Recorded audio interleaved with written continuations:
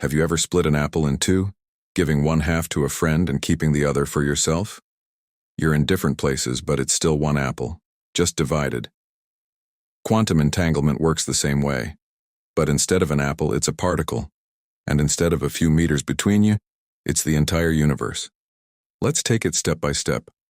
In physics, there are tiny objects called particles, like photons, particles of light, electrons, or atoms. They're so small you can't see them, but they make up everything. You, your phone, light, water. Sometimes scientists take two of these particles and create a special connection between them. They become entangled. That means they behave like two halves of a single whole. Whatever happens to one, the other reacts, instantly. And that's where the magic begins. Imagine this. One particle stays in a lab. The other is sent to the other side of the planet, or even into space. Then a scientist changes the spin, the internal state, of the first one. And instantly, the second one changes too. No wire, no signal, no delay. It's like pressing a button at home, and a light instantly turns on in Japan. No Wi-Fi, no miracles, no explanation. For decades, physicists didn't believe it. Even Einstein protested. He said, "That's impossible. Nature doesn't work that way." He thought it was a mistake. But in 1982, French physicist Alain Aspect ran a groundbreaking experiment. He used entangled photons, separated them, and tested them, and the connection was real, immediate. Now pay attention. In 2017, Chinese scientists did the same thing, but between the Earth and a satellite. They split entangled photons across 200 kilometers, and the link remained. What does that mean? It means that information can travel instantly. No wires, no light, beyond the speed limit of space. That breaks the rules of classical physics. And why does this matter? Because if this is possible, then the entire model of reality we were taught is either incomplete or fake. It's like thinking you've lived your whole life in a house, only to find out you're actually inside a simulation, and your apartment is just a digital shell. That's what I want to explain in this video. Why quantum entanglement isn't just a scientific term, but direct proof that space and time are illusions. How physicists proved it, what they're hiding behind complicated words, and how this knowledge can shift your understanding of reality, if you're ready to see deeper, and most importantly, what it means for you. What if everything around you is already connected on a deeper level? What if you're part of the code? You've spent your life thinking, if I'm here, I'm not there. If I know something, someone else doesn't. If I want to send a message, I need time. But now imagine, in the quantum world, time isn't needed. Distance doesn't exist. Information travels without moving. It's like thinking about someone, and in that same moment, they feel it. Why is that even possible? Because entangled particles don't have separate destinies, they're one system, like two ends of the same string. Pull one, the other moves, instantly. Even if it's in another galaxy, not because a signal was sent, but because they are already one. So how do they get entangled? It's actually simple. When two particles are born from the same source, like a burst of light or a split atom, they share all information about themselves. They're like identical twins, mirroring each other. They can't be separated. If one spins right, the other spins left. If one goes up, the other goes down. As if they've made a pact, whatever happens, we stay in sync. Why does this break physics? Because in classical science, everything needs to travel at a speed through a medium over time. But quantum entanglement says, no, we're already connected. There's nothing to send. It's like putting two mirrors far apart, but when you look into one, the reflection changes in both. No delay, no reason, no logic. Einstein hated it. He called it spooky action at a distance. Because you can't explain it with equations. You can't squeeze it into formulas. It contradicts everything science believed. But experiments proved it's real. Now think about this. If two particles can be one, even across space, what if you are still connected to someone right now? What if you're part of a vast system and every internal shift you make is reflected somewhere else in the universe? Quantum entanglement is like a secret network, instant, invisible, and inexplicable. You don't feel it, but it's there. Now imagine this. You're playing a video game. You're in London, your friend is in Tokyo. But in the game, you're on the same map, and everything works instantly. Because in the game, there are no distances. There's just code. That's exactly how it is with quantum particles. Particles are like objects in a game. You think they exist in the real world, but they may just be a visualization of something shared, like avatars in a game.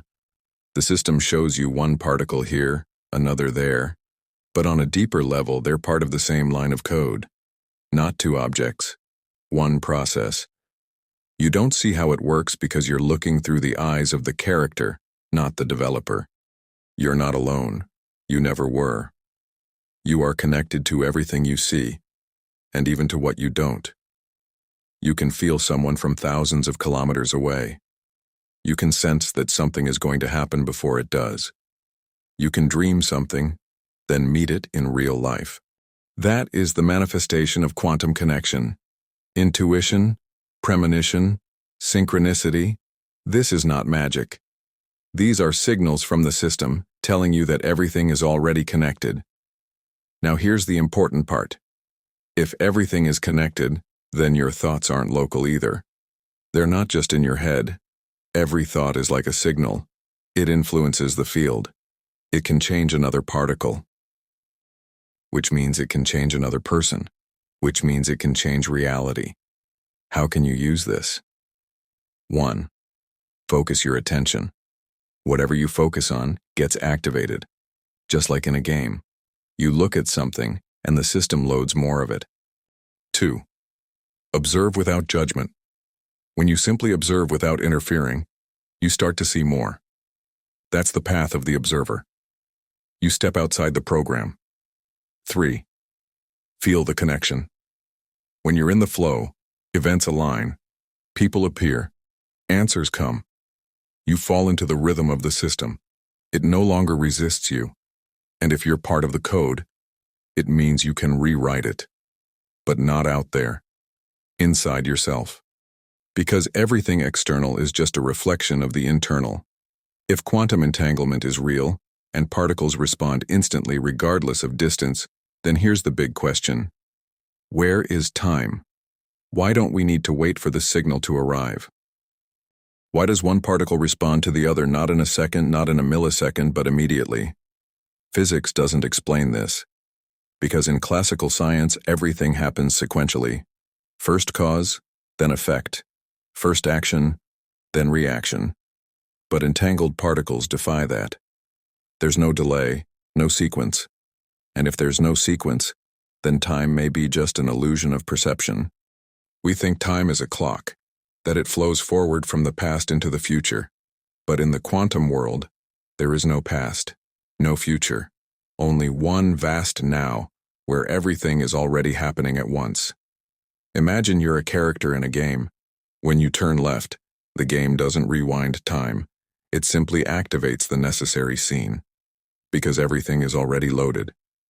It's the same with life. You're not moving through time, you're moving through already existing states. So what is the past and the future? They're different areas of the field that you can connect to with your attention. You remember something, and you're in the past.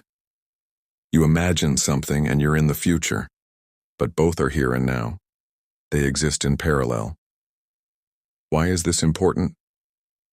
Because if time doesn't exist, you don't have to wait for something to change. You can move into another version of reality, not in 5 years, but through a shift in focus and state. Here, now. Every moment of your life is like a cell on a hard drive. It can be empty or active depending on where you direct your attention. You look one way, reality unfolds. You look another way, and that version starts to unfold. That's the mechanics of quantum choice. Everything exists in potential, but you activate only what you are attuned to. The question isn't what's real. The question is what you choose to believe is real. You can live in a world where everything is bad, and you'll find confirmation. Or you can live in a world where you are the creator, and reality starts to obey. The world isn't objective, it's like a mirror, it reflects your internal code, so why know all this? As long as you believe everything is rigidly set, you're in a cage. But if you understand that reality is a loadable interface, you begin rewriting the system itself. You no longer ask for help. You reprogram the path. That's what scares the system. An awakened player is a bug in the matrix.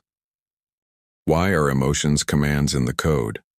We're told that emotions make us human, but if you look closely, they're more than just feelings. Emotions are the control language of your reality, like commands in a program. Every emotional state is a signal to the system about which version of the world to load for you. Fear, anxiety, guilt. These are like commands. Show me more reasons to be afraid. I'm ready to suffer. Load the pain script. I'm guilty. Punish me. And the system doesn't judge. It has no morality. It simply runs the code. You feel it. Then you gave the command. Joy, inspiration, gratitude. Those are entirely different signals. I'm in the flow. Load the ease script. I feel strong. Show me confirmation of my power. I'm grateful. Send more reasons to be grateful. See the difference? The world doesn't choose for you. It just mirrors your inner state. That's why the system does everything to keep you suffering. When you're in fear, you're controllable. When you feel guilt, you're weak. When you live in anxiety, you're not in the present. And that means you're not in your power, not in your code, not in yourself. That's what they instill in you since childhood. Feeling good? That's selfish. Joy without a reason? That's weird. Be humble. Don't stand out. But the truth is different. You are the interface, and your emotions are the keyboard. Only you decide what to send into the matrix right now. The brain thinks, but it doesn't decide. You can repeat, I am successful, I am strong. But if your body feels fear, pain, and doubt, the matrix will read the feeling, not the words. That's why affirmations work for some, and not for others. Because the system doesn't read your thoughts, it reads your vibration. Can you change your reality? Yes, but only from the inside out. As long as you wait for the world to change, you're a hostage. But if you change your state, the world begins to reshape around you. It's not a miracle. It's a new protocol for interacting with the system. On the level of frequency, of depth, of honest emotion. Where to start? Start small. Don't pretend everything's fine when it's not. First, see your pain. Acknowledge it. Don't suppress. Don't run. Then shift your attention to what you want to feel. Start training that feeling like a muscle. Like a language you haven't spoken in a while. Feel gratitude for your very existence. Feel lightness, even if just for a second. Feel love, not for someone else, but for yourself. That's your new command, your new code, your new signal. Thank you for your awareness. Thank you for existing. Thank you for being on this channel. Thank you for your attention, your energy, and your path. Have a peaceful evening. Goodbye.